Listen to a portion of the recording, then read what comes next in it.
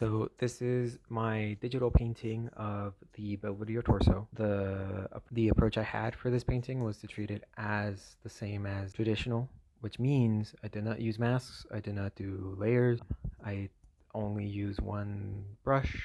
I don't remember if I control Z, I bet I did. This isn't like a challenge or anything. I did this mainly because I am not a digital painter. I wouldn't consider myself as such. I paint mainly in watercolor and in oil paint. Therefore, when coming to digital medium, where you can do alpha layers and color burn and light scatter and all that other good stuff, it's a little bit overwhelming. I just wanted to paint. I just wanted to get back into the groove of it, and that is the reason why I made this. I also want to say up top, I would consider this a sketch, even though it took me about 6 to 8 hours, for the fact that I was just sort of exploring the Belvedere torso, and archaeologists discovered the Belvedere torso, and it inspired Michelangelo so much that he did a million studies of it. This torso is a model for a million different poses within the painting of the Sistine Chapel. It is within the the drawings of Charles Bark. So if you do the bark plates, you are normally going to do this either from the front or the back. And I have, and it's been a while since I've done it, so I wanted to do it. So let's go. I started with my underpainting and then blocked in the figure. And then I started with my underpainting and blocked in the figure.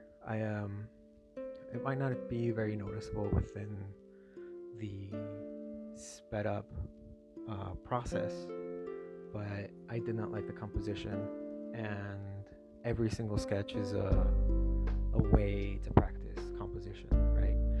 When you learn anatomy, you can practice composition. When you learn values, you can practice composition. It is something that is very abstract and hard to sort of interiorize, so it's best to just try it in many different ways as much as you can. Right? Here I'm not doing anything special. I just separated the light from the dark and somewhat established a mid-tone value, somewhat established some values in the background. I do a lot of hatching. Ink is one of the mediums that I use the most, or it's one of the mediums that was very formative for my education within art. Therefore, I just hatch a lot. I use line a lot. I also find that it's very easy to leave the paint on the canvas when you're oil painting when you do a hatching motion. It's just establishing some contrast within the leg. One of the things that you'll see is that I jump all over the place. I don't do window rendering, which is you take one little square, render it, go to the next square, render that. In my practice, it's mainly the tide should rise all ships, right? So sort of every part of the piece work in tandem. Here I have established some of the contrast. I'm not going as dark as I will be, and I probably could push the contrast even more. It is one of these things that is one of my bad habits of not pushing the contrast as much as I could. Sometimes when I think I'm done, I'll the contrast a little bit more and then realize that I'm not done at all. And I have like another 30 days of painting ahead of me for the single piece or something, right? The lighting for this particular pose was different. I'll put it up on screen. I have normally seen the Belvedere torso only in that same way in the how it is in the Charles Bark plate, right? So this, where most of it was in shadow, was pretty interesting to me because it does have this softness within the shadow. Even though it's rock, it's not filled with hard edges.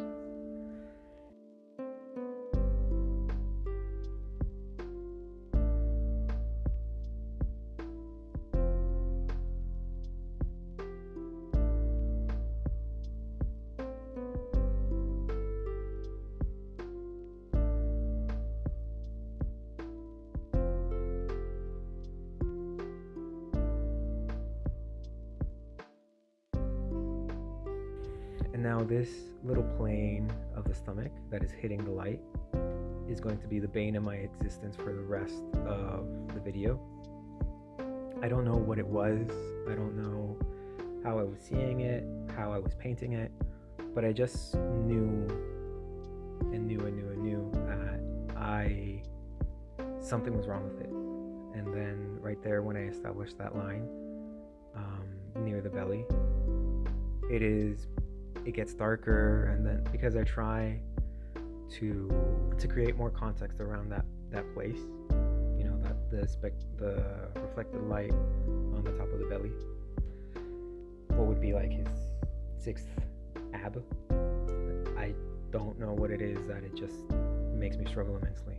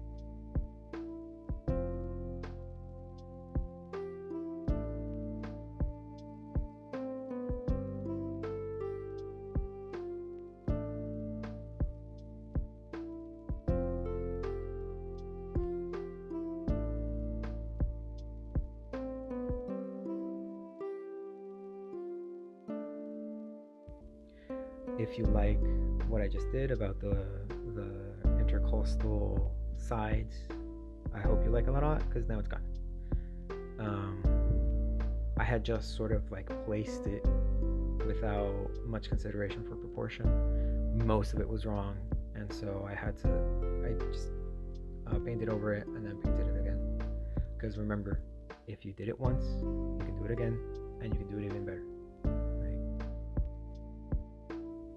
I really like the way that the right leg has turned out right now. It is not going to stay that way, but I feel like at this point I could have just called it a night, finished, and that was it. But I didn't, and I pushed forward because I felt like in the moment I didn't feel like I was knowing when you're done with a piece, especially with this where I was just somewhat like improv, somewhat like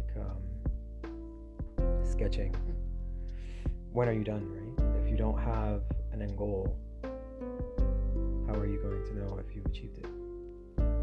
So I guess really the only reason why I stopped was because I didn't really have any interest in continuing. Like whatever brought me to do this just like petered out.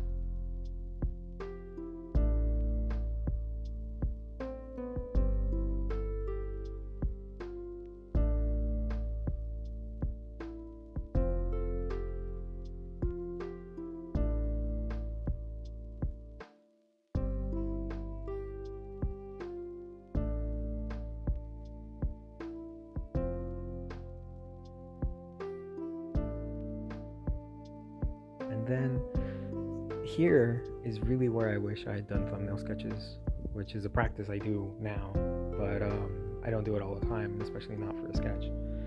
But the background, I think, just loses all its, well, not meaning, because it's just black, it's just scribbles. but it loses its usefulness, and I don't really feel like I can bring it back, or if I can, I'm not able to right now. And then I just scribble and scribble and scribble, and all of that is what it is. And now it's too flat, and then I'm like, no, wait, I have to lighten it. Do I lighten it? Chat, do I lighten it? No, but I darken some stuff, and I lighten some stuff. So I am somewhat known to ramble philosophical, and now I'm going to. Sorry you clicked the video. This is your fault. Part of why I just wanted to do this was because I've really been wondering, like, why are we doing art? What is its purpose? Why are we all doing whatever we're doing? It's always good to stop and just assess what you're doing and why you're doing it.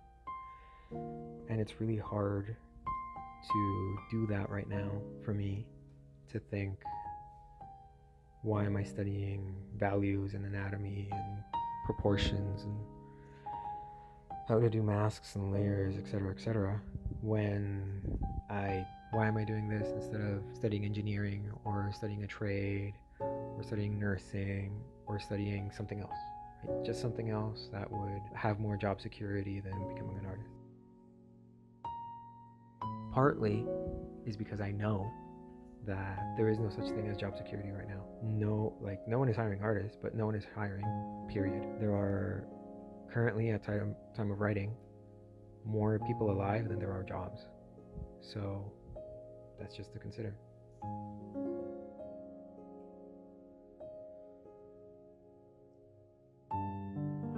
I think about these old guys that I used to read, like, I could quote right now, like Kant or Nietzsche or whatever, but that's not the kind of video this is. There isn't. Look at the timestamp.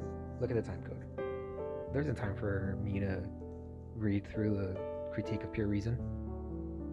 But a very common sort of idea is that it's the expression of an interior truth. And I think, is it really an expression of an interior truth when I paint the belvedere torso?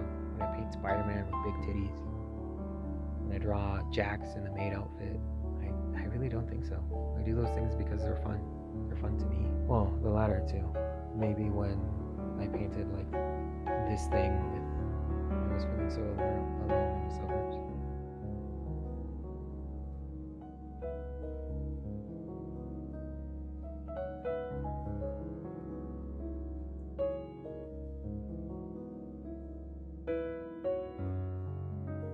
So it's been about 2 months since I did this, and I can't really tell you why we as humanity do art. So you have to tell me in the comments. Okay, bye.